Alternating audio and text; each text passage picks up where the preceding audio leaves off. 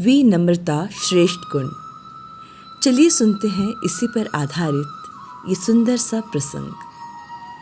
सुबह मेघनाद से लक्ष्मण का अंतिम युद्ध होने वाला था। वह मेघनाद जो अब तक अविजित था, जिसकी भुजाओं के बल पर रावण युद्ध कर रहा था। अप्रतिम योद्धा जिसमें सभी दिव्यास्त्रों को उपयोग करने की शक्ति थी। सुबह जब लक्ष्मण भगवान श्री राम से आशीर्वाद लेने गए, उस समय भगवान राम पूजा कर रहे थे। पूजा समाप्ति के पश्चात प्रभु श्री राम ने हनुमान जी से पूछा, अभी कितना समय है युद्ध होने में? हनुमान जी ने कहा, प्रभु अभी कुछ समय है, यह तो प्रातःकाल है। भगवान श्री राम ने लक्ष्मण से कहा, ये पात्र लो और भिक्षा मांग कर लाओ। जो पहला व्यक्ति मिले उसी से कुछ अन्न मांग लो। सभी बड़े आश्चर्य में पड़ गए। आशीर्वाद की जगह भिक्षा?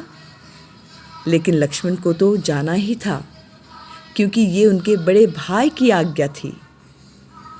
लक्ष्मण जब भिक्षा मांगने के लिए निकले तो उन्हें सबसे पहले रावण का एक सैनिक मिल गया।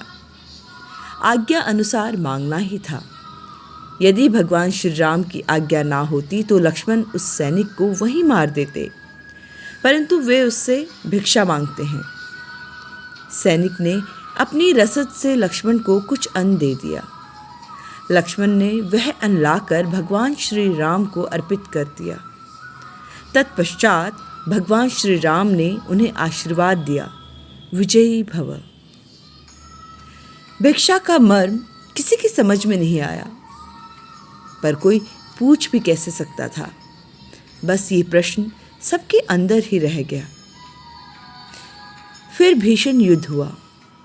अंत में मेघनाद ने त्रिलोक की अंतिम शक्तियों को लक्ष्मण पर चलाया। ब्रह्मास्त्र, पाशुपास्त्र, वैष्णवास्त्र, इन अस्त्रों को कोई काट न थी। लक्ष्मण ने सिर झुकाकर इन अस्त्रों को प्रणाम किया। सभी अस्त्र उनको आशीर्वाद देकर वापस चल गए। उसके बाद श्री राम का ध्यान करके लक्ष्मण ने मेघनाद पर बाण चलाया। वह हंसने लगा। देखते ही देखते मेघनाद का सिर कटकर जमीन पर गिर गया और उसकी मृत्यु हो गई। उसी दिन संध्या काल में भगवान श्री राम शिवजी की आराधना कर रहे थे। भगवान श्री राम ने लक्ष्मण को सुबह भिक्षाटन हेतु क्यों भेजा था, ये प्रश्न अभी तक प्रश्न ही रह गया था। तो हनुमान जी ने कहा, हे प्रभु, आप आज्ञा दें तो एक प्रश्न पूछें। भगवान श्री राम की अनुमति मिलने पर हनुमान जी ने पूछा, प्रभु वह भिक्षा का मर्म क्या है? भगवान मुस्कुराते हुए बोले, मैं लक्ष्मण को जानता हूँ। वह अत्यंत क्रोधी स्वभाव का है, लेकिन युद्ध को क्रोध से नहीं, विवेक से जीता जाता है।